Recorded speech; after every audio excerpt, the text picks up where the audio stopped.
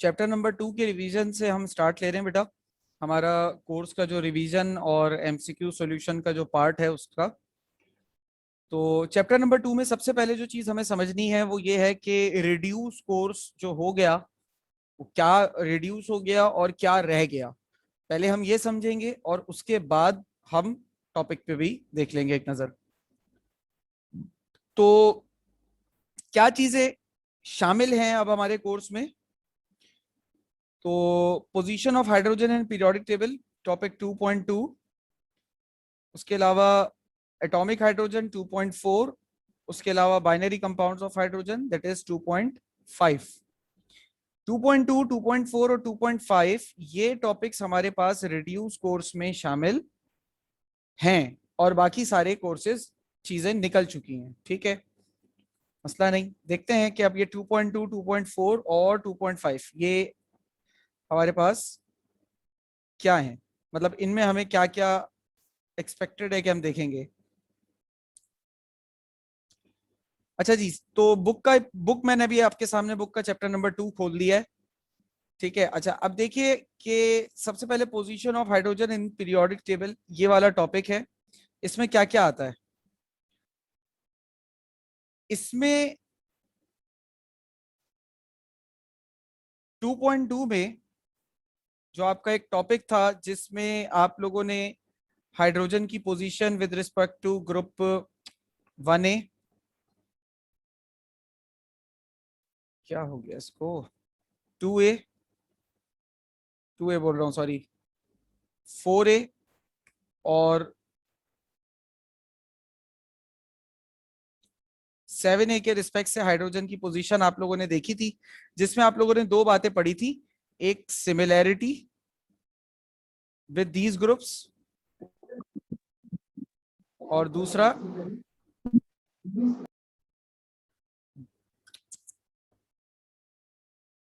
Dissimilarity with these group. In group से similarity और dissimilarity आप लोगों ने पढ़ी थी और ये टॉपिक आपके रिड्यूस कोर्स में शामिल है। सही है। अच्छा, दूसरी चीज क्या है? दूसरी चीज बात हुई है टॉपिक नंबर 2.4 की।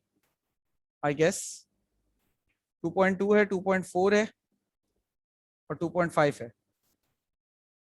अब 2.4, अच्छा अब देखो 2.3 में रिड्यूस क्या हुआ, पूरा इंडस्ट्रियल प्रिपरेशन ऑफ हाइड्रोजन का टॉपिक जो है, यानी कि सारी इक्वेशन, सारे मंतकें, सारे मंजन, इनमें से कुछ भी शामिल नहीं है। अब आ जाइए 2.4 पर। अब 2.4 टॉपिक क्या है आपके पास? Atomic hydrogen. इसमें सबसे पहले एटॉमिक हाइड्रोजन आपके पास बनती कैसे आपने ये देखना है, फिर उसकी प्रॉपर्टीज, फिजिकल प्रॉपर्टीज या केमिकल प्रॉपर्टीज क्या है वो देखना है, उसके यूजेस क्या हो सकते हैं ये आपने देखना है। ठीक है, ये सारी चीजें देखने के बाद आपका 2.4 टॉपिक खत्म हो जाता है। फिर आ जाइए 2.5 पर, that is binary compounds of hydrogen. और इसमें पूरा बाइनरी कंपाउंड आपने डिटेल में डिस्कस करना है, इसमें कुछ भी नहीं छोड़ना। अब इसमें देख लीजिए सारे हाइड्राइड्स आ जाते हैं, ionic, covalent, complex, metallic, polymeric and borderline hydrides. तो इन सब से रिलेटेड जो कुछ है अब आपकी किताब में वो सब आप लोग देखते जाओगे। ठीक है, अच्छा लास्ट में जब ये बॉर्डर लाइन हाइड्राइड्स पे खत्म हो जाएगा, फिर देखो 2.6 पे आपके पास आइसोटोप का क्वेश्चन है। अब ये आइसोटोप भी आपके पास इंक्लूडेड नहीं है इस वक्त टॉपिक में, तो आपके पास इस टॉपिक के बाद आपका ये चैप्टर कंप्लीट हो जाता है। रिड्यूस कोर्स समझ में आया क्या है? रिड्यूस कोर्स चैप्टर नंबर 2 में।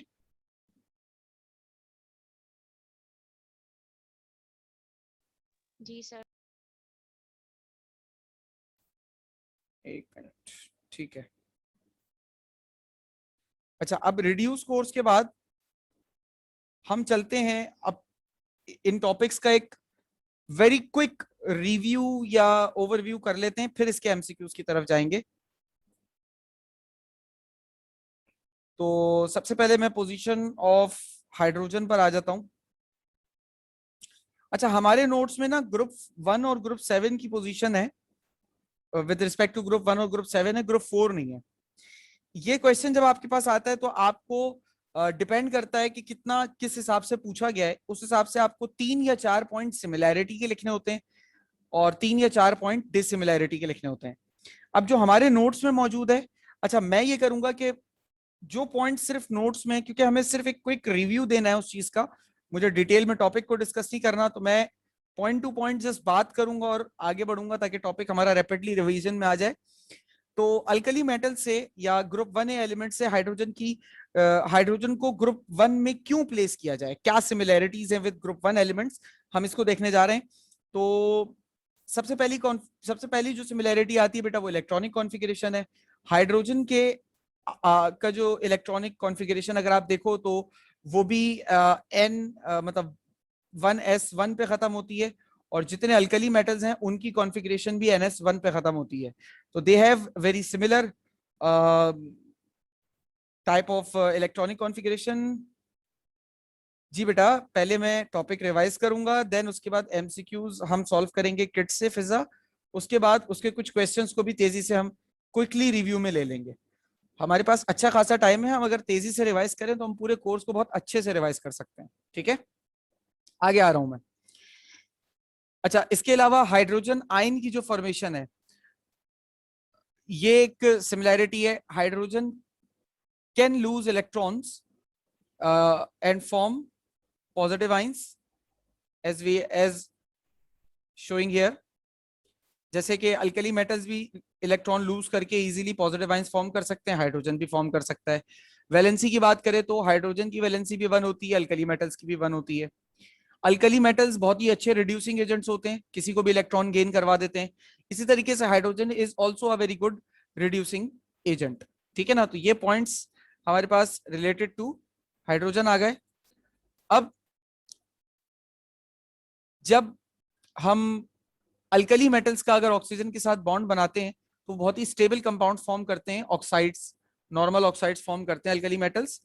लेकिन इसी तरीके से जब हम हाइड्रोजन के बॉन्ड बनाते हैं ऑक्सीजन के साथ तो वो भी ऑक्साइड फॉर्म करता है, stable oxide, that is water. अब डिसिमिलैरिटी क्या हो सकती है इसकी, कि अल्कली मेटल्स जो है वो सॉलिड होते हैं, हाइड्रोजन गैस है। ठीक है, अच्छा, अल्कली मेटल्स एटॉमिक फॉर्म में एग्जिस्ट करते हैं मेटल्स होने की वजह से, हाइड्रोजन गैस होने की वजह से डायटॉमिक फॉर्म में एग्जिस्ट करती है। हाइड्रोजन एटम का जो साइज होता है वो एक्सट्रीमली छोटा होता है अल्कली मेटल्स के मुकाबले में। उसके अलावा हाइड्रोजन एटम्स को एक इलेक्ट्रॉन चाहिए होता है अपने आखिरी शेल को कंप्लीट करने के लिए, जबकि अल्कली मेटल्स को एक इलेक्ट्रॉन की जरूरत नहीं होती बल्कि उनको 7 इलेक्ट्रॉन्स की जरूरत होती है अपने शेल को कंप्लीट करने के लिए, क्योंकि एटम स्टेबल होता है अगर उसके आखिरी शेल में 8 इलेक्ट्रॉन्स हो जाएं। भले ही जगह ज्यादा इलेक्ट्रॉन्स की हो लेकिन 8 इलेक्ट्रॉन्स पर एटम स्टेबल हो जाता है। तो हाइड्रोजन को चाहिए एक इलेक्ट्रॉन स्टेबल होने के लिए, क्योंकि हाइड्रोजन जो है शुरू के 5 एलिमेंट्स डाई एटॉमिक फॉर्म में एग्जिस्ट कर जाते हैं इजीली, यानी कि 2 इलेक्ट्रॉन्स पर स्टेबल हो जाते हैं क्योंकि उनका पहला शेल कंप्लीट हो जाता है। 5 के बाद जितने भी एलिमेंट्स होते हैं वो पहले शेल से ऊपर बात चली जाती है, तो पहले शेल के बाद जितने भी शेल है वो 8 पर स्टेबल होते हैं। दैट्स व्हाई अल्कली मेटल्स जो है वो 7 इलेक्ट्रॉन लेकर स्टेबल होते हैं जबकि हाइड्रोजन 1। अच्छा, अल्कली मेटल की आयोनाइजेशन एनर्जी, इलेक्ट्रॉन निकालने के लिए जो एनर्जी चाहिए वो बहुत कम होती है, हाइड्रोजन की बहुत ज्यादा होती है। अब आ जाइए हेलोजन से इसकी पोजीशन की सिमिलैरिटी देखें, तो हेलोजेंस में भी एक इलेक्ट्रॉन की कमी होती है स्टेबिलिटी के लिए, यानी हेलोजन के आखिरी शेल में 7 इलेक्ट्रॉन होते हैं, एक इलेक्ट्रॉन अगर उनमें आ जाए तो 8 हो जाएंगे, वो पूरा हो जाएगा, कंप्लीट शेल हो जाएगा। इसी तरीके से हाइड्रोजन में भी एक ही इलेक्ट्रॉन की कमी होती है, एक इलेक्ट्रॉन उसमें होता है, वो एक इलेक्ट्रॉन आ जाए तो 2 इलेक्ट्रॉन हो जाएंगे, वो कंप्लीट शेल कर जाएगा अपना। इसके अलावा हेलोजेंस जो है वो नेगेटिव आयंस बनाते हैं, Cl negative, F negative, I negative, Br negative, electron gain करके। हाइड्रोजन भी इलेक्ट्रॉन गेन करके नेगेटिव आयंस फॉर्म कर सकता है। ठीक है, वैलेंसी की बात करें तो एक इलेक्ट्रॉन गेन करने की सलाहियत, जैसा कि अभी हम बता चुके हैं कि हाइड्रोजन और हेलोजेंस दोनों में होती है। एटॉमिक साइज की बात करें तो मतलब एटॉमिक स्टेट की बात करें तो हेलोजेंस जितने भी होते हैं, फ्लोरीन, क्लोरीन, ठीक है, ये ब्रोमीन, ये सब डायटोमिक फॉर्म में एग्जिस्ट करते हैं, F2Cl2 Br2। सेम इसी तरीके से हाइड्रोजन भी डायटोमिक फॉर्म में एग्जिस्ट करता है, H2। इसके अलावा हाइड्रोजन की आयोनाइजेशन पोटेंशियल और अल्कलीज की हेलोजेंस की आयोनाइजेशन पोटेंशियल करीब करीब होती है, बिल्कुल सेम नहीं हो सकती या नहीं होती लेकिन करीब करीब जरूर होती है, यानी दोनों में से इलेक्ट्रॉन निकालना बड़ा मुश्किल होता है। डिसिमिलैरिटी की बात करें तो हाइड्रोजन के मतलब जो शेल होता है उसके अंदर सिर्फ एक ही इलेक्ट्रॉन होता है, पहला शेल कह लो या आखिरी शेल कह लो, जबकि हेलोजेंस के आखिरी शेल में 7 इलेक्ट्रॉन्स होते हैं। ये डिसिमिलैरिटी पहली आ गई। उसके अलावा हेलोजेंस में गैस, लिक्विड, सॉलिड सब मिलते हैं, जबकि हाइड्रोजन सिर्फ और सिर्फ गैस होती है। हाइड्रोजन जब ऑक्साइड बनाती है तो वो बहुत ही स्टेबल ऑक्साइड बनाती है वाटर की सूरत में, लेकिन अगर यही ऑक्साइड हेलोजेंस बनाते हैं तो वो स्टेबल ऑक्साइड नहीं होते। ठीक है। और उसका वाटर का मतलब जो ऑक्साइड हाइड्रोजन के होते हैं वो न्यूट्रल होता है जैसे वाटर, लेकिन हेलोजन के ऑक्साइड चूंकि याद रखना हमेशा नॉन मेटल के ऑक्साइड एसिडिक होते हैं, मेटल के ऑक्साइड बेसिक होते हैं, तो इनके ऑक्साइड एसिडिक होते हैं। अच्छा, हाइड्रोजन एस ब्लॉक से बिलोंग करता है, हेलोजन जो है वो सॉरी हाइड्रोजन जो है वो पी ब्लॉक से बिलोंग करता है। अच्छा, हेलोजन जो है वो कलर्ड गैसेज है, हर गैस का अपना कलर होता है, और हाइड्रोजन एक कलरलेस गैस है। हेलोजन अगर हम इलेक्ट्रोलिसिस कराएं तो हेलोजन हमें इलेक्ट्रोलिसिस में एनोड पर मिलते हैं, जबकि इलेक्ट्रोलिसिस कराएं तो हाइड्रोजन हमें कैथोड पे मिलता है। ये भी एक बहुत बड़ा डिफरेंस है। क्लियर हो गई सारी बात? कोई रिव्यू, कोई सवाल, कोई कंफ्यूजन? बेटा कोई सवाल, कोई कंफ्यूजन? No sir. ठीक है बेटे, आगे चलते हैं। ये सब तो रिड्यूस हो चुका, अब आ जाइए हाइड्राइड्स पर। तो हाइड्राइड्स क्या होते हैं? Binary compound. बाइनरी कंपाउंड बेटा वो होते हैं जिनमें दो एलिमेंट्स हों उनको बनाने के लिए। तो there are 6 types of hydrides. Number 1 ionic hydride. बेटा आयोनिक हाइड्राइड वो हाइड्राइड्स होते हैं जो आयोनिक बॉन्ड से बनते हैं, यानी कि मेटल और हाइड्रोजन के दरमियान आयोनिक बॉन्ड बनता है तो आयोनिक हाइड्राइड बनते हैं। और आयोनिक हाइड्राइड फॉर्म करते हैं ग्रुप 1A और 2A के तमाम एलिमेंट्स, सिवाय ग्रुप 2A के बेरिलियम और मैग्नीशियम को हटाकर जितने भी एलिमेंट्स होते हैं ग्रुप 1 और ग्रुप 2 के, वो सब आयोनिक हाइड्राइड्स फॉर्म करते हैं। इनकी एग्जांपल्स ये रही, देख सकते हो आप लोग। प्रिपरेशन करने का तरीका सिंपली, आप मेटल को रखते हो, जो भी अल्कली मेटल या अल्कलाइन अर्थ मेटल आपको हाइड्राइड बनाना है, उसको हाइड्रोजन के एनवायरनमेंट में रख के 200 डिग्री सेल्सियस पे हीट करते हो, तो हाइड्रोजन उस मेटल के साथ रिएक्ट करके सॉलिड कंपाउंड्स आपके पास प्रोड्यूस कर लेती है और उनको आप हाइड्राइड्स कहते हो। इसी तरीके से इनकी फिजिकल प्रॉपर्टीज की बात करें तो फिजिकल प्रॉपर्टीज आयोनिक हाइड्राइड की, आयोनिक हाइड्राइड जो है वो सॉलिड होते हैं, थर्मली स्टेबल होते हैं, melting point boiling point high होता है, वाटर सोल्यूबल हैं, ऑर्गेनिक कंपाउंड्स में इनसॉल्युबल होते हैं क्योंकि ऑर्गेनिक जो सॉल्वेंट्स होते हैं वो नॉन पोलर होते हैं, और आयोनिक हाइड्राइड्स जो है वो पोलर होते हैं। और आयोनिक हाइड्राइड्स गुड कंडक्टर होते हैं इलेक्ट्रिसिटी के, तो इनको आप हाइड्राइड के तौर पे सॉरी इलेक्ट्रोलाइट के तौर पे भी इनको इस्तेमाल कर सकते हो। ठीक है। अच्छा, आयोनिक हाइड्राइड्स का इस्तेमाल कहाँ कहाँ होता है? हाइड्रोजन गैस प्रोड्यूस करने में यूज होता है, उसके अलावा डिहाइड्रेटिंग एजेंट के तौर पे यूज हो सकता है क्योंकि ये वाटर को एब्जॉर्ब करने की सलाहियत रखते हैं। हाइड्राइड्स वाटर एब्जॉर्ब करके बेस और बेस बनाते हैं और हाइड्रोजन गैस रिलीज करते हैं। इसी तरीके से ये रिड्यूसिंग एजेंट्स भी होते हैं बहुत अच्छे, यानी कि किसी भी किसी भी दूसरे सब्सटेंस के साथ ये 3 काम कर सकते हैं। उससे ऑक्सीजन निकाल सकते हैं, हाइड्रोजन ऐड करवा सकते हैं, या उसमें से इलेक्ट्रॉन भी उसको गेन करवा सकते हैं। तो इन तीनों में से कोई भी काम ये कर सकते हैं because they are very good reducing agents. अब आ जाइए इनकी केमिकल प्रॉपर्टीज पे। तो केमिकल प्रॉपर्टीज बड़ी तफसील में लिखी हुई है, इनके रिएक्शंस लिखे हुए हैं बेसिकली, इनको आप गो थ्रू कर सकते हैं। तो बेसिकली जनरल रिएक्शंस हैं ये। जनरल रिएक्शन के तौर पे याद रखना कि अगर हम हाइड्राइड का रिएक्शन वाटर के साथ कराते हैं, आयोनिक हाइड्राइड का, तो हमारे पास बेस बनता है और हाइड्रोजन गैस रिलीज होती है, चाहे वो हाइड्राइड फिर अल्कली मेटल का हो या अल्कलाइन का हो। अगर इनका HCl एसिड के साथ रिएक्शन कराते हैं तो हमारे पास अल्कली और हेलोजन का सॉल्ट बनता है और हाइड्रोजन गैस रिलीज होती है, फिर चाहे वो हाइड्राइड अल्कली का हो अल्कलाइन का हो। अब आ जाइए दूसरे नंबर पे आपके पास आते हैं कोवेलेंट हाइड्राइड्स। कोवेलेंट हाइड्राइड्स में ग्रुप 3A से लेकर ग्रुप 7A तक के एलिमेंट शामिल होते हैं, और इनमें कोवेलेंट बॉन्ड होता है, जैसे कि जाहिर हो रहा है कोवेलेंट हाइड्राइड कह रहे हैं तो ऑब्वियसली इनमें कोवेलेंट बॉन्ड होगा। तो और इनको बनाने के तरीके 2 तरीकों से, मतलब अगर आप इनको चाहें तो कुछ इन ग्रुप्स के एलिमेंट ऐसे होते हैं जो डायरेक्टली हाइड्रोजन के साथ रिएक्ट कर जाते हैं, और कुछ ऐसे होते हैं जिनको इनडायरेक्टली आप बनाते हो। तो there are two methods of preparation, direct and indirect. Direct method में आप सीधे सीधे एलिमेंट लेते हो, जैसे यहाँ देख सकते हो नाइट्रोजन सल्फर क्लोरीन को हमने डायरेक्टली हाइड्रोजन से रिएक्ट करा के हाइड्राइड फॉर्म किया है। इनडायरेक्ट में हम कोई अलग कंपाउंड, दो अलग अलग कंपाउंड्स को रिएक्ट कराते हैं और हाइड्राइड बनाते हैं। जैसे यहाँ पर देख सकते हो एल्यूमिनियम कार्बाइड और वाटर मिलकर मीथेन बना रहे हैं। इधर कैल्शियम फॉस्फाइड मिलकर वाटर के साथ फॉस्फीन बना रहा है।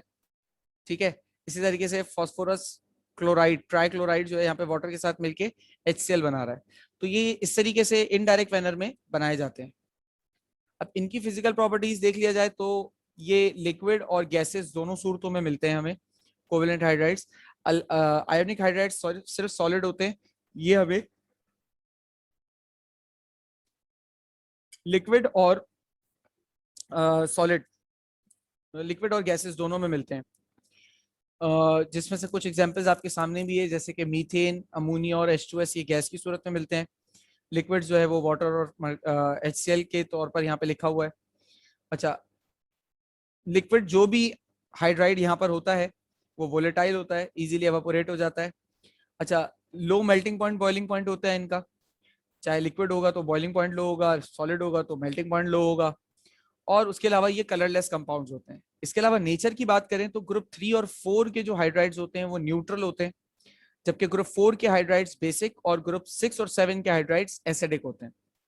ठीक है, अभी हमने थोड़ी देर पहले Cl2O7 की बात की थी, वो एक ऑक्साइड था, वो भी एसिडिक ही था। ठीक है, इसके बाद आते हैं कॉम्प्लेक्स हाइड्राइड्स। और कॉम्प्लेक्स हाइड्राइड्स बेसिकली दो हाइड्राइड्स का मिक्सचर होते हैं, यानी ग्रुप 3A के हाइड्राइड और ग्रुप 1A के हाइड्राइड अगर मिल जाएं तो जो वो हाइड्राइड प्रोड्यूस करते हैं उसको हम कहते हैं कॉम्प्लेक्स हाइड्राइड। ठीक है, अच्छा, कॉम्प्लेक्स हाइड्राइड्स आपके पास जो है वो इसमें जैसा कि मैंने जाहिर किया कि अल्कली हाइड्राइड्स भी होते हैं, यानी कि ग्रुप 1A, और ग्रुप 3A के हाइड्राइड्स भी होते हैं। एक बात जो इंपॉर्टेंट है थोड़ी सी MCQ पॉइंट ऑफ व्यू से, वो ये कि कॉम्प्लेक्स हाइड्राइड में ना तीनों तरह का बॉन्ड होता है। इसमें आयोनिक भी होता है, कोवेलेंट भी होता है और कोऑर्डिनेट कोवेलेंट भी होता है। सही है, तो ये चीज जरा आप याद रखिएगा। एग्जाम्पल्स आपके सामने LiAlH4, NaLH4, LiGaH4। तो LiH जो है यहाँ पर आयोनिक बॉन्ड है, AlH3 जो है इसमें कोवेलेंट बॉन्ड है, और ये दोनों जब जुड़ते हैं तो ये दोनों जुड़ते हैं कोवेलेंट, कोऑर्डिनेट कोवेलेंट की मदद से। तो आपके पास अल्टीमेटली LiAlH4 बन जाता है। इसमें तीनों तरह के बॉन्ड शामिल होते हैं। MCQ में इस तरह की बात पूछी जा सकती है। अच्छा, फिजिकल प्रॉपर्टी की बात करें तो they are soluble in water, पानी में सोल्यूबल हैं, थर्मली स्टेबल होते हैं 300 डिग्री सेंटीग्रेड तक, सॉलिड होते हैं, व्हाइट कलर के होते हैं, और रिड्यूसिंग एजेंट्स होते हैं। अब ये बातें याद करने की है, समझने वाली बातें इसमें जरा कम है। अच्छा, यूज क्या है इनका? तो बहुत सारे ऑर्गेनिक इनऑर्गेनिक रिएक्शन में रिड्यूसिंग एजेंट के तौर पे काम करते हैं ये। उसके अलावा ये जो है वो हाइड्राइड्स बनाने के इस्तेमाल के लिए इस्तेमाल होते हैं, बोरॉन, एल्यूमिनियम और टिन के, जो कि जरा मुश्किल होते हैं। मतलब बोरॉन बोरॉन का हाइड्राइड बनाना, एल्यूमिनियम तो नहीं, बोरॉन का हाइड्राइड बनाना या टिन का हाइड्राइड बनाना थोड़ा मुश्किल होता है। उनको बनाने में जरा ये मदद कर देते हैं। अच्छा, इनका रिएक्शन अगर हम कराएं तो जैसा कि यहाँ पे आपको नजर आ रहा होगा कि जब हम इनके रिएक्शन कराते हैं तो हमें दो तरह के हाइड्रोक्साइड्स मिलते हैं और हाइड्रोजन गैस रिलीज होती है। दो हाइड्रोक्साइड्स कौन से होते हैं? क्योंकि दो मेटल्स हैं। एक तो आपके पास मेटल है, एक दो एलिमेंट्स के हाइड्राइड्स मिलते हैं। एक हमारे पास अल्कली मेटल के हाइड्रोक्साइड्स मिलते हैं, और एक हमारे पास ग्रुप 3A एलिमेंट्स के जो मेटल्स हैं उनके हाइड्रोक्साइड मिलते हैं। जैसे आप देख सकते हो NaOH बन रहा है और AlOH थ्राइस बन रहा है। इसी तरीके से आ जाइए मेटेलिक हाइड्राइड पर। मेटेलिक हाइड्राइड सिवाय ग्रुप 1B और ग्रुप 2B के जितने भी ग्रुप बी के एलिमेंट्स होते हैं बेटा, उन तमाम ग्रुप बी के एलिमेंट्स के साथ अगर हाइड्रोजन का रिएक्शन हो जाए तो वो मेटेलिक हाइड्राइड हमारे पास कहलाता है। ठीक है, अच्छा, मेटेलिक हाइड्राइड्स का एक नाम और भी है, इनको हम इंटरस्टिशियल हाइड्राइड्स कहते हैं। इंटरस्टिशियल हाइड्राइड्स इनको इसलिए कहा जाता है क्योंकि ये जो है ना इंटरस्टिशियल कंपाउंड्स बनाते हैं। इंटरस्टिशियल कंपाउंड्स कैसे होते हैं? जिसमें केमिकल रिएक्शन का तो अमल दखल जरा कम होता है। जैसे ये हमारे पास एक मेटल के एटम्स हैं, कौन सा मेटल, फैमिली बी का।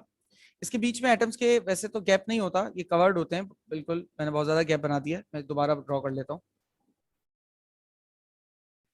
अब ये जो मेटल्स जब ये जुड़े हुए होते हैं तो इन मेटल्स के बीच बीच में कहीं कहीं गैप होता है, इस गैप में हाइड्रोजन ट्रैप हो जाता है। इन गैप्स को हम कहते हैं इंटरस्टिशियल साइट्स।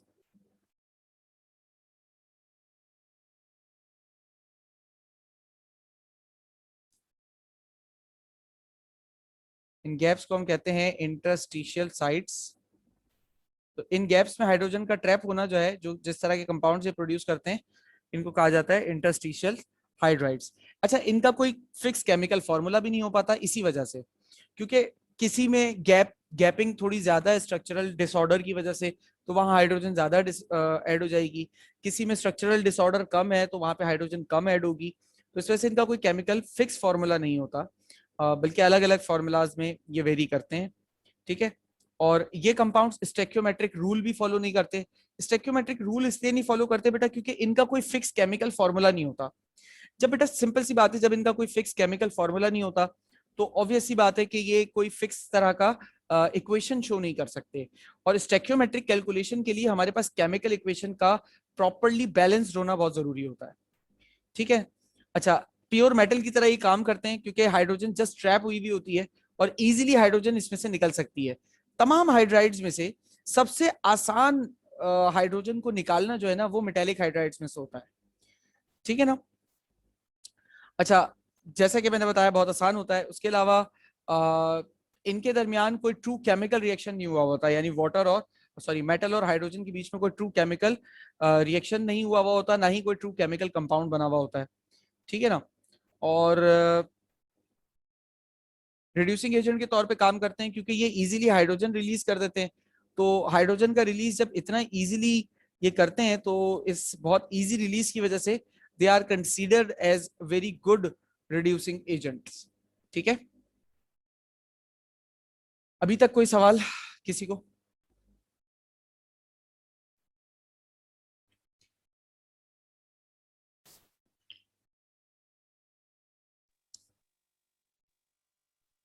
बेटा कोई सवाल अभी तक? No, sir. और No, sir. थोड़ा सा तेज चल रहा हूँ शायद, मुझे ऐसा लग रहा है।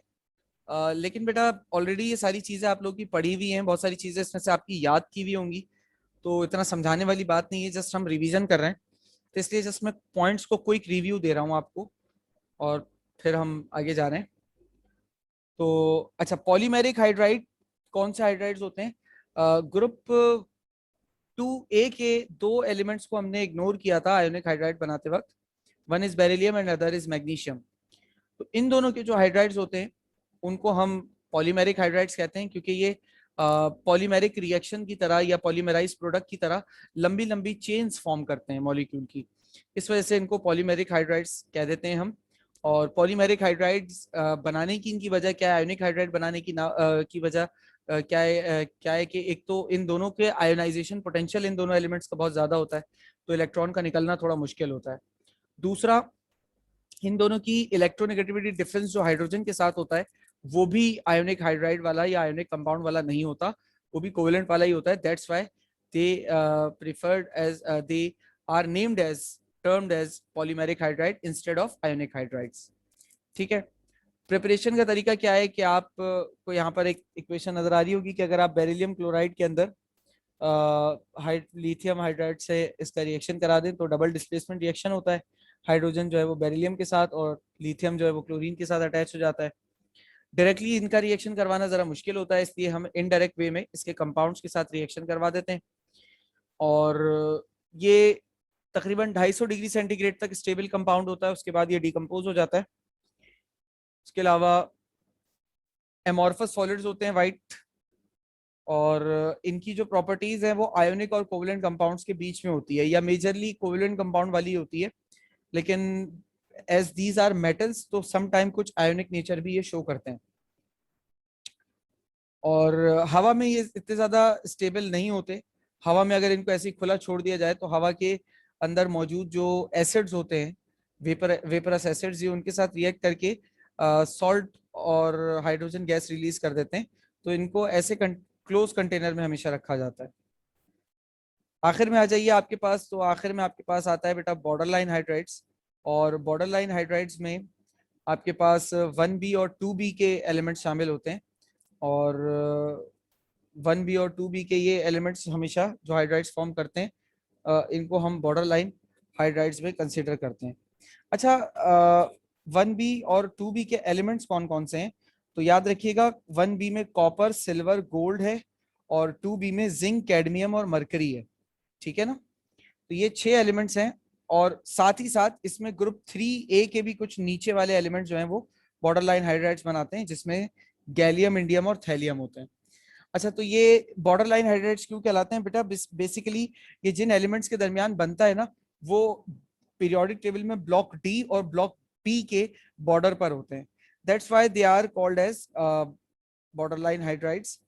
और इनके जो हाइड्राइड्स होते हैं उनको बॉर्डर लाइन कहते हैं।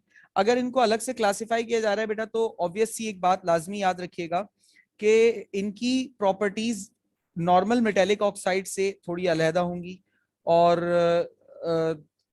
आयोनिक और जो कोवेलेंट हाइड्राइड होते हैं ग्रुप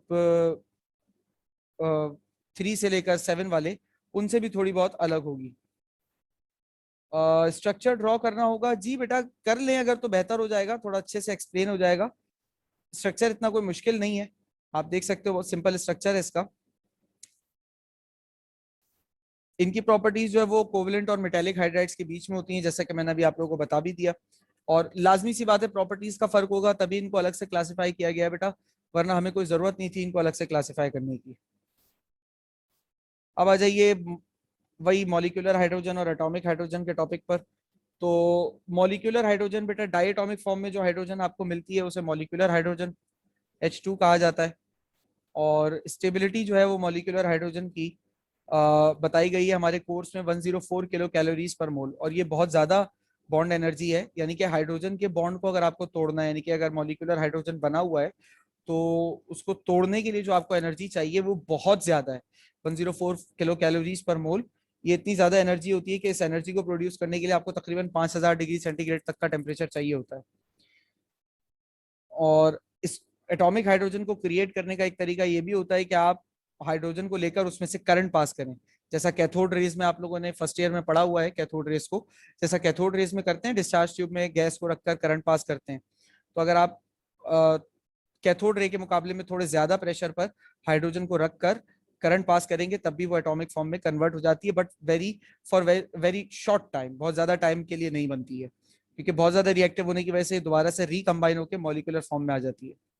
अब बहुत सारे ऐसे रिएक्शंस होते हैं जो मॉलिक्यूलर हाइड्रोजन तो नहीं करवा सकती, लेकिन एटॉमिक हाइड्रोजन उन रिएक्शंस को बड़े इजीली करवा देती है, जिनकी यहाँ पर आप एग्जांपल देख सकते हो कि ये जितने भी रिएक्शंस हैं, ये कोई भी रिएक्शन इनमें से, जैसे एक तो टंगस्टन, ये वाले 2 रिएक्शन, बल्कि ये 2 नहीं,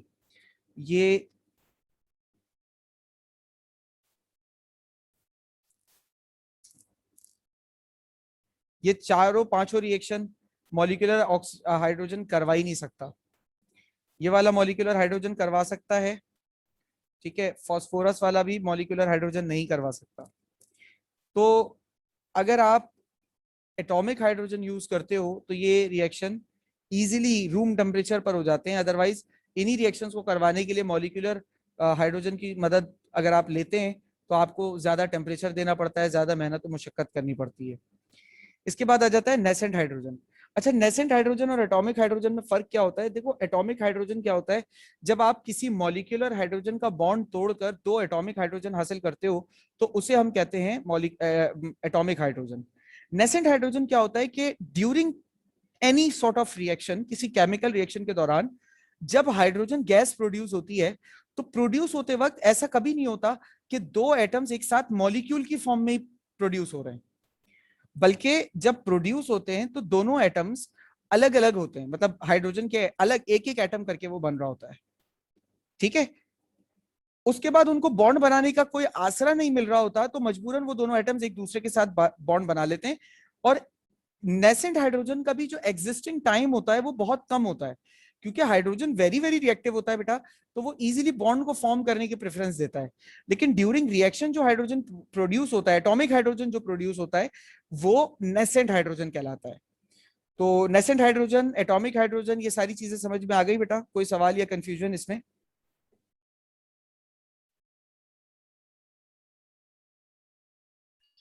Again, sir. ओके बेटा, वेरी गुड। तो जब BH3 और NaH को हम मिलाते हैं, तो अगर देखो BH3 NaH के साथ रिएक्ट कर रहा है तो इट मींस के it has some sort of electron deficiency ना, दैट्स व्हाई ये रिएक्ट करके NaBH4 बना रहा है। तो इस वजह से BH3 कॉम्प्लेक्स हाइड्राइड बनाने वाले जो हाइड्राइड्स होते हैं ना, जैसे एल्यूमिनियम हाइड्राइड या बोरॉन हाइड्राइड, ये इलेक्ट्रॉन डेफिशिएंट होते हैं, हमेशा याद रखना। तभी ये कोऑर्डिनेट कोवेलेंट बॉन्ड फॉर्म करते हैं। ये दो इलेक्ट्रॉन किससे हासिल करते हैं? ये दो इलेक्ट्रॉन हासिल करते हैं सोडियम के पास से।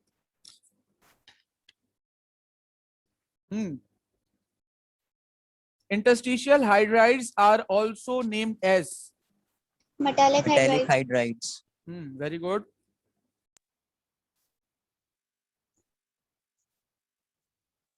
The binary compounds of hydrogen with transition metals are called as Metallic hydrides. Metallic hydrides. बिल्कुल सही।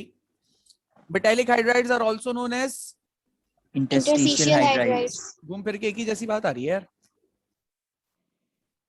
Hydrides of group 5th A क्या होते हैं? बेसिक होता है। Very good.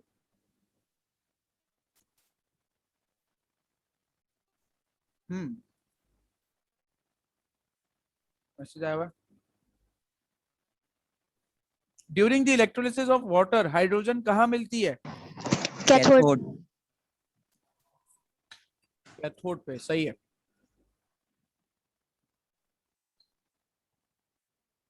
आगे चलूं? स्क्रीनशॉट लेते जाना, बल्कि अपने उसमें किट में मार्क करते जाना फौरन फौरन, बिल्कुल भी बिना टाइम जाया किए।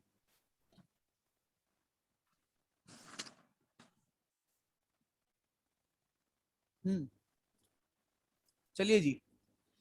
हाइड्रोजन में be readily prepared by the action of water on Sodium. Very good. Sir zinc से पॉसिबल है? नहीं। Okay sir. यार ये जूम का एनोटेशन पता नहीं क्यों चल नहीं रहा है सही से। ये रिएक्शन लिख लीजिएगा इसके साथ ताकि याद रहे। अच्छा जी। आयोनिक हाइड्राइड्स आर यूजुअली क्या होते हैं? Good reducing agent. Good reducing agents. Good electrical conductors in solid state नहीं। हाँ, गुड रिड्यूसिंग एजेंट्स, यही एक ऑप्शन बचता है हमारे पास। The hydronium ion is a hydronium ion. H3O Option D. positive. Very good. The process of loss of oxygen from a substance or addition of hydrogen is called Reduction. Reduction. Very good.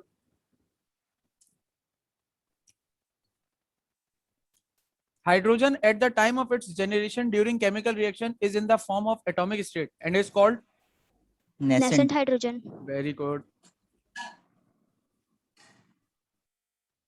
Hydrogen molecule consists of two atoms linked together by a strong dash. Covalent bond. Very good.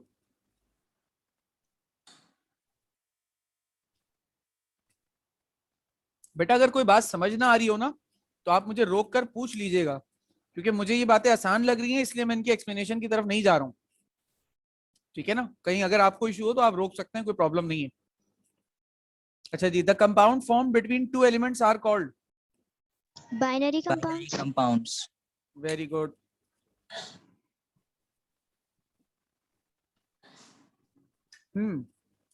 Hydrides formed by the transfer of electron from electropositive metal to hydrogen. Ionic Ionic hydrides. hydride. Very good. NaH is an example of Ionic hydride. perfect. ठीक है जी, आगे चल रहे हैं।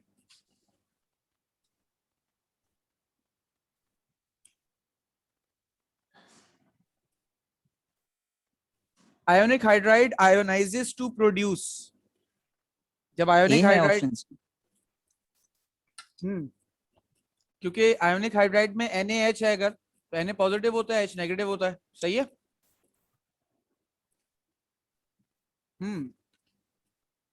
Covalent hydride exist in All of these. very good. Liquid state. All sir तीनों में solid बेटा। State तो नहीं होती? होती है बेटा, होती है, हो सकती है।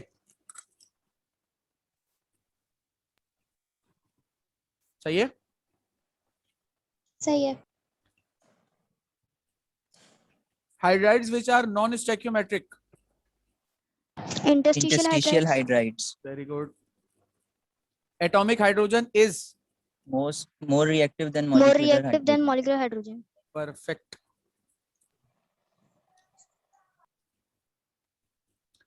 Hydrogen forms salt-like hydride with the elements of Option C. perfect. Saline hydrides कहते हैं ionic hydrides को. Dash is an ionic hydride. Calcium hydride. ठीक है, ये कौन सा है? डी।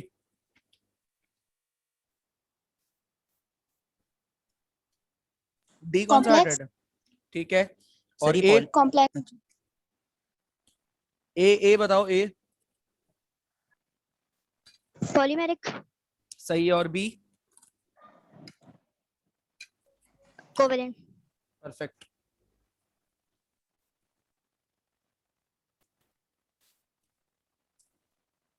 आगे चल रहे हैं।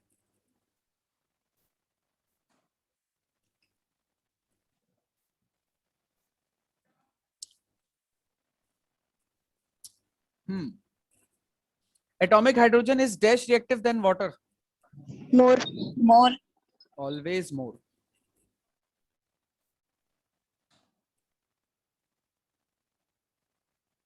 Hydrogen forms covalent hydrides with the elements of dash to dash group.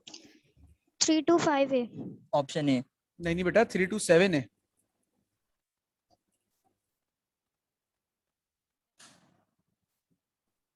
Dash is a covalent hydride. कौन सा कोवेलेंट है भाई? NH3. बी कौन सा है? Saline. Good. Dash is a borderline hydride. कौन सा है बॉर्डरलाइन? Na. अच्छा, एक मिनट से. CuH2। बिल्कुल, ग्रुप 1B का पहला ही एलिमेंट है।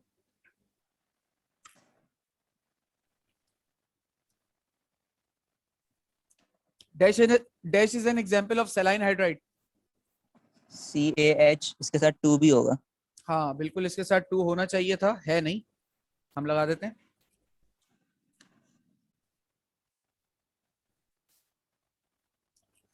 Interstitial hydrides are the compounds of hydrogen with Transition metals.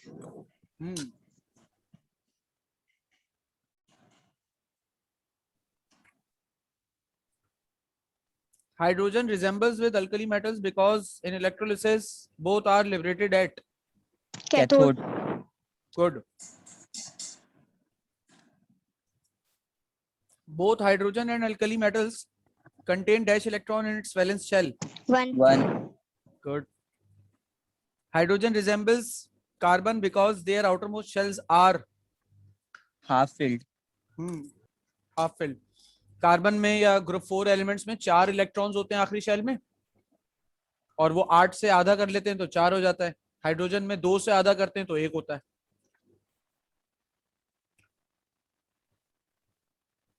आगे चल रहे हैं।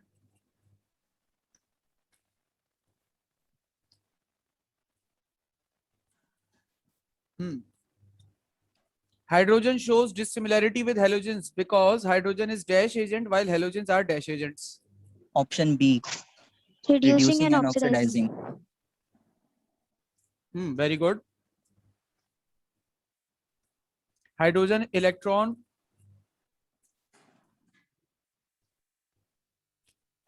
लूज करता है और हेलोजेंस सिर्फ और सिर्फ इलेक्ट्रॉन गेन करते हैं। इनके पास से लूज करने का तो सवाल ही पैदा नहीं होता, ठीक है ना। जो इलेक्ट्रॉन गेन करने वाला होता है ना, वो हमेशा ऑक्सीडाइजिंग एजेंट ही होता है, कभी भी रिड्यूसिंग नहीं हो सकता।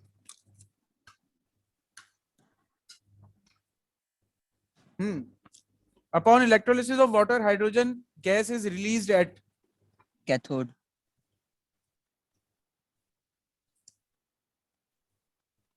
Hydrides of hydrogen with dash and dash group are known as polymeric hydride.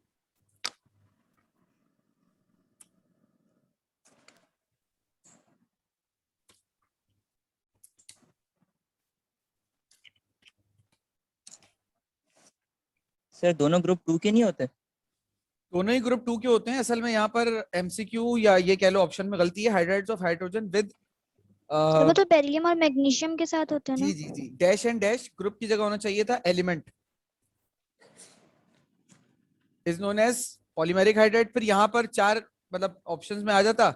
एक ऑप्शन आपके पास होता बीई और एमजी, वो करेक्ट होता। सही है जी। ये करेक्शन इस तरीके से कर लो। अच्छा देखो एक चीज है, अब यहीं पर रहते हुए एक और चीज सोचो। Hydrides of hydrogen with dash and dash group is known as polymeric की जगह अगर मैं पॉलीमेरिक काट के आयोनिक लिख दूं तो करेक्ट ऑप्शन 1 और 2 हो जाएगा। सही है। यस। तो असल में देखो ये जो किट से हम रिवीजन कर रहे हैं ना, इससे एमसीक्यू सॉल्व करने की अप्रोच को समझो। असल काम ये है, सिर्फ ये तुम्हें क्या लगता है ये 40 एमसीक्यूज तुमने किए हैं तो ये 40 में से ही कोई 2 4 5 पेपर में लग जाएंगे और तुम हंसी खुशी उन 5 6 को अटेम्प्ट करके आ जाओगे? इम्पॉसिबल। हो सकता है इनमें से कोई एक आध लग जाए, लेकिन मिसाल के तौर पे अगर आपके 11 चैप्टर है ना, ऑन द एवरेज हम 10 कर लेते हैं और 50 एमसीक्यू, कितने एमसीक्यूज आने हैं आपके कोर्स में पेपर में? 50 एमसीक्यूज आ रहे हैं। चलिए नहीं कम आ रहे हैं, 42 43 आ रहे हैं। चलो 40 रख लेते हैं। 10 से 40 को डिवाइड करो, 4 आते हैं, यानी एक चैप्टर से 4 एमसीक्यू बनने हैं। अगर मिसाल के तौर पे इस चैप्टर से जो 4 एमसीक्यू आने हैं, उन 4 में से बेटा 2 या 3 इसमें से लग जाएंगे। मतलब 4 आउट ऑफ 4 तो आई गेस शायद ना लगे। बेशक ये किट मेरी अपनी बनी हुई है, मेरे ये एमसीक्यूज मैंने ही प्रोवाइड किए शाजी वालों को, मैंने ही बना कर दिया, वो सारी चीजें सही है बेशक ये सारी बात, लेकिन बेटा मैं भी एक गैस ही है ना, एक चीजें हम बना रहे हैं तो उससे हो सकता है इनमें से कोई एक आ जाए। लेकिन आपको अप्रोच समझनी जरूरी है एमसीक्यूज की। अप्रोच समझ लो, एमसीक्यूज आसान हो जाते हैं। खैर, saline hydrides after reaction sir 43 है। 43 है, ओके बेटे। Saline hydrides after reaction with acid and alcohol form dash gas. Hydrogen gas. Very good.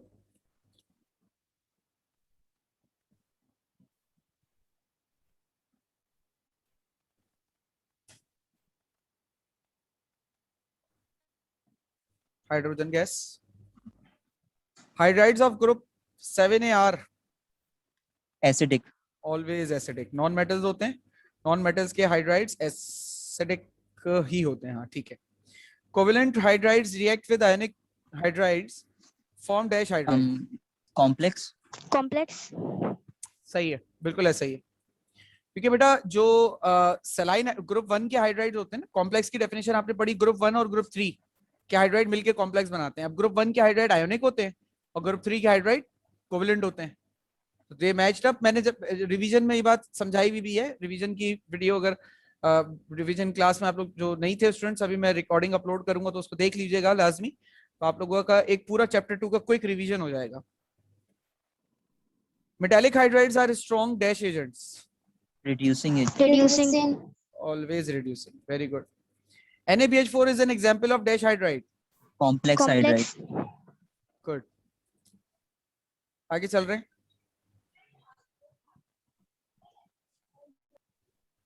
COH2 is an example of borderline. Borderline. perfect.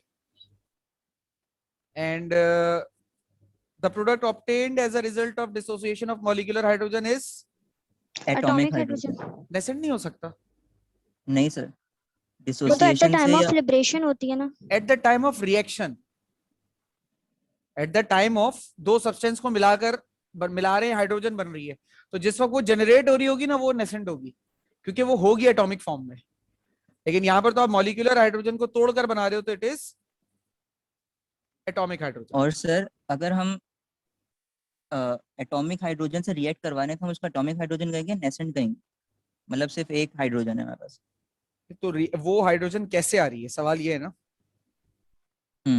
असल में ओरिजिनेशन है, जो नेसेंट और atomic का जो हम डिफरेंस लेते हैं वो उनकी ओरिजिनेशन पर है। अब वो हाइड्रोजन तुम कैसे लाए हो, किसी रिएक्शन के जरिए लाए हो तो नेसेंट है, किसी मॉलिक्यूल को तोड़कर लाए हो तो एटॉमिक है। Okay sir. ठीक है, चलिए जी अब आ जाते हैं शॉर्ट क्वेश्चन आंसर्स पे, एक छोटा सा डिस्कशन कर लेते हैं। Mention the simplest ions of hydrogen and shows there reactions with water. Hydrogen की सिंपल आयंस, एक H पॉजिटिव होता है, एक H नेगेटिव होता है, उनका वाटर के साथ रिएक्शन, ये मैं ऑलरेडी आप लोगों को बता चुका हूं। What are hydrides? How are they classified? Write the preparation and properties of ionic hydride. अब इसमें जितना कहा गया उतना लिखना है। हाइड्राइड की डेफिनेशन, हेडिंग डालना, हाइड्राइड की डेफिनेशन देना, 2 लाइन में खत्म। How are they classified, types of hydride की हेडिंग डालना, 6 के 6 नाम लिख देना। फिर उसके बाद अगली हेडिंग डलेगी आयोनिक हाइड्राइड की, आयोनिक हाइड्राइड की डेफिनेशन दी, 2 लाइन में वो डेफिनेशन खत्म।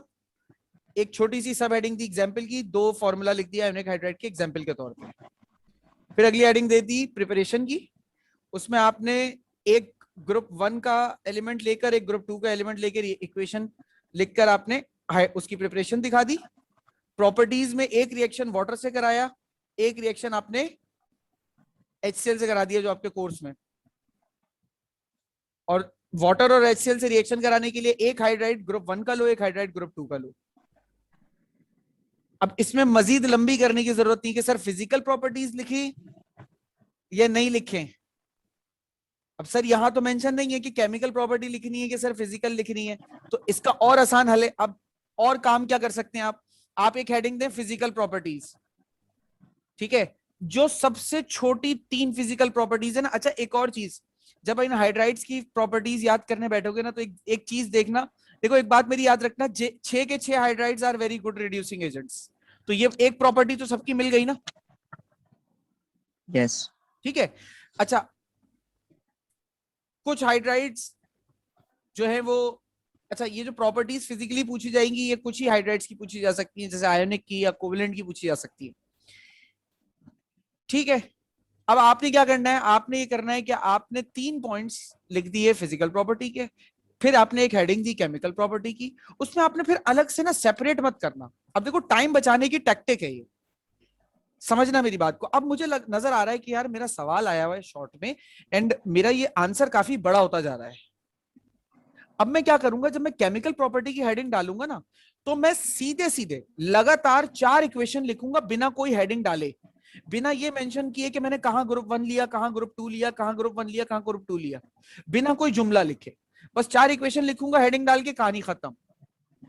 अच्छा सर मान लें थोड़ी देर के लिए अगर फिजिकल प्रॉपर्टी नहीं लिखते, फिर आप क्या करते, फिर मैं केमिकल प्रॉपर्टी की हेडिंग डालता, फिर मैं हेडिंग डालता रिएक्शन विद, छोटी सी एक रिएक्शन विद वाटर, एक एलिमेंट लेता ग्रुप 1 का, एक हाइड्राइड लेता ग्रुप 1 का, एक हाइड्राइड लेता ग्रुप 2 का, वाटर से रिएक्शन दिखाता, फिर एक सब हेडिंग डालता रिएक्शन विद HCl, एक हाइड्राइड लेता ग्रुप 1 का, एक हाइड्राइड लेता ग्रुप 2 का, और फिर मैं करता। अब देखो बेटा ये चीज जो है ना तुम लोगों को पेपर में खुद प्लान करनी पड़ेगी, ये चीजें मैं तुम्हें नहीं सिखा सकता। एक स्टूडेंट जो स्टूडेंट हो ना, अपने अपने आप को थोड़ा सा ना पहचानो, थोड़ा सा समझो अपने आप को। हम आपको पेपर देना, पढ़ाना, ये सारी चीजें हम कर सकते हैं, आपका पेपर लिख नहीं सकते। पेपर के वक्त आपको तेजी से सिचुएशन के साथ एडजस्ट कैसे होना है, क्वेश्चन के साथ एडजस्ट कैसे होना है, ये आपको सीखना पड़ेगा। और ये फैसला आपको विद इन सेकेंड्स करना होता है। You don't have enough time कि आप इस चीज के ऊपर सोचो कि मैं क्या करूं। मतलब आप एक सवाल का जवाब लिख रहे हो और आपके जहन में दूसरे सवाल का प्लान बन जाना चाहिए कि यार मैं इसमें ये हेडिंग डाल के ये चीजें ऐसे ऐसे लिखूंगा। मतलब पैटर्न क्रिएट हो जाना चाहिए अगले क्वेश्चन का, यार इसको ऐसे करूंगा। ठीक है, अब ये जो चीज मैंने तुम्हें बताई ना, अगर मैं आपकी जगह होता तो मैं जेन्युइनली इसी तरीके से परफॉर्म करता इस क्वेश्चन को, हेडिंग्स डालते हुए आता, जिस वक्त इस जगह पर आता तो मैं देखता कि यार मैं ये चीज कर चुका हूं तो अब मैं इसको ऐसे कर लेता हूं, अगर मैंने वो चीज नहीं की होती तो फिर मैं इसको ऐसे कर लेता। ये रैपिड एडजस्टमेंट होती है, मेरी बात समझ रहे हो? जी सर। अच्छा, interstitial hydrides are not true chemical compounds, comment. फिर इसमें वो पूरा आपने कमेंट का मतलब बेसिकली आपने पूरा रीजन लिखना है। अब ये आपका इसमें आप लंबी कर लो, 8-10 लाइन की, कोई टेंशन नहीं है, ये ऐसा सवाल है। मेरे ख्याल से जो ऊपर सवाल आया उससे तो छोटा ही है ये। Give the reaction of atomic hydrogen with the following, phosphorus और कॉपर ऑक्साइड।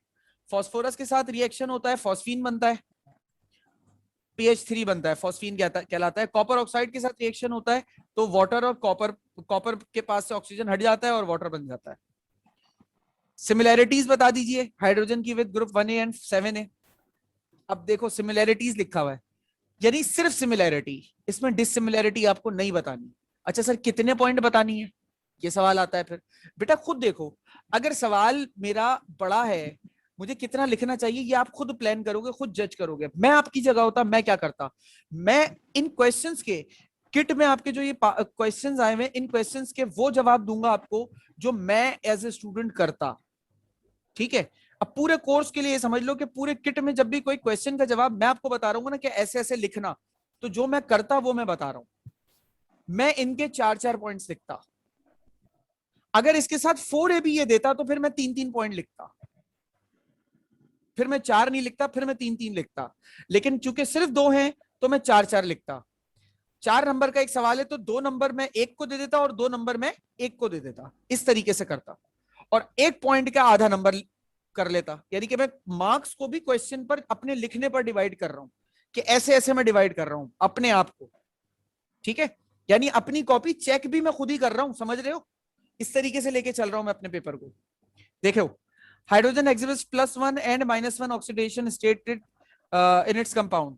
अब इसका आपने सिंपल सा एक रीजन है कि जब भी हाइड्रोजन किसी मेटल के साथ बॉन्ड बनाता है तो इट एग्जिबिट -1 ऑक्सीडेशन स्टेट, और जब हाइड्रोजन किसी नॉन मेटल के साथ बॉन्ड बनाता है तो इट एग्जिबिट्स +1 ऑक्सीडेशन स्टेट। ये पूरी बात आपने इस तरीके से लिख देनी है। आखिर में 2 इक्वेशन लिख देना, हाइड्रोजन और क्लोरीन का रिएक्शन करा के HCl बना देना, उसमें क्लोरीन हाइड्रोजन को +1 दिखा देना। सोडियम और हाइड्रोजन का रिएक्शन करा के सोडियम हाइड्राइड बना देना, उसमें हाइड्रोजन को -1 दिखा देना, सिंपल। ठीक है भाई, वेरी गुड फिजा, यस सर। सही बता रही हैं आप। लेकिन माइक का इस्तेमाल करो बेटा, माइक का इस्तेमाल करो जी। क्वेश्चंस यही होंगी फिजा, माइक का इस्तेमाल करो। अच्छा जी, अगला है आपके पास, what is binary compound of hydrogen, give their classification and discuss the preparation and properties of salt like hydrides और covalent hydride and polymeric hydride. अब देख रहे हो सवाल, अब यहाँ पे बच्चे क्या गलती करेंगे, यहाँ पे वो सॉल्ट लाइक भी करेंगे, कोवेलेंट भी करेंगे, पॉलीमेरिक भी करेंगे। नहीं भाई, सॉल्ट लाइक या कोवेलेंट में से कोई एक करना है और पॉलीमेरिक करना है। पहले आपने बाइनरी कंपाउंड की डेफिनेशन दी, मतलब हाइड्राइड की डेफिनेशन दी, क्लासिफिकेशन के नाम लिख दिए, फिर प्रिपरेशन और प्रॉपर्टीज लिखनी है। अच्छा प्रॉपर्टीज मेंशन नहीं की हुई, कौन सी, फिजिकल या केमिकल? आपकी बुक में क्या है मुझे नहीं पता ना, आपकी बुक में क्या है, चलो आओ देखते हैं। कहां गई बुक, ये रही।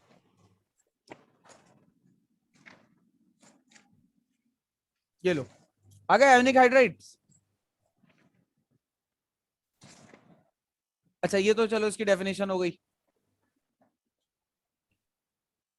They have general formula this, ये सारी बातें तो हो गई हैं, ये प्रिपरेशन हो गई।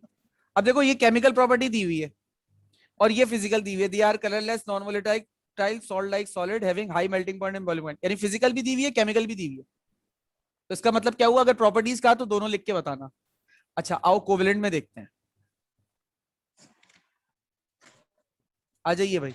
ये देखिए कोवेलेंट में ये प्रिपरेशन है, मेथड ऑफ प्रिपरेशन। अच्छा इसकी केमिकल प्रॉपर्टी नहीं लिखी हुई, बचत हो गई आपकी, लेकिन इसकी फिजिकल है, इसकी फिजिकल है। और यस जब मैं सर। ये टॉपिक आपको पढ़ा रहा था मैंने आप लोगों को एक बात बोली भी थी कि इसकी केमिकल प्रॉपर्टी इसलिए भी नहीं लिखी हुई क्योंकि हर इस ग्रुप से बहुत सारी तादाद में हाइड्राइड्स बनते हैं, तो किस किस के केमिकल रिएक्शंस लिखेंगे, और कोई जनरलाइज पैटर्न नहीं है।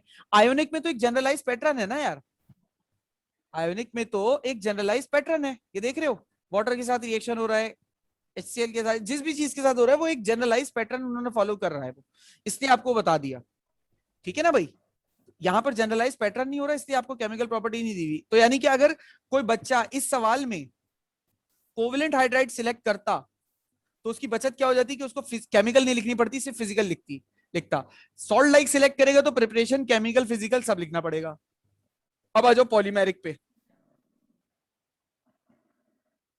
बुक में पॉलीमेरिक हाइड्राइड के बारे में क्या क्या है,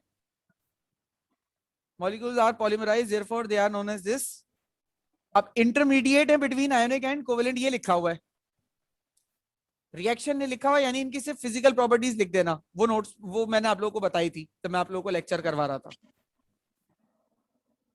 सही है, तो डिसीजन विल बी योर्स। अच्छा अब आ जाइए, give the similarities and dissimilarities of hydrogen with elements of group 1A and Sir? 7। बेटे सर इस क्वेश्चन को देख के कंफ्यूजन हो रही है, क्वेश्चन नंबर 1 को देख के, क्या कंफ्यूजन हो रही है? कि for example salt like hydrides और कोवेलेंट। कोवेलेंट और पॉलीमेरिक साथ, मतलब या तो सॉल्ट लाइक हाइड्राइड्स करें वरना कोवेलेंट और पॉलीमेरिक करें, ये ना लग रहा है ना देखकर। ना ना ना, हाँ एक मिनट रुको।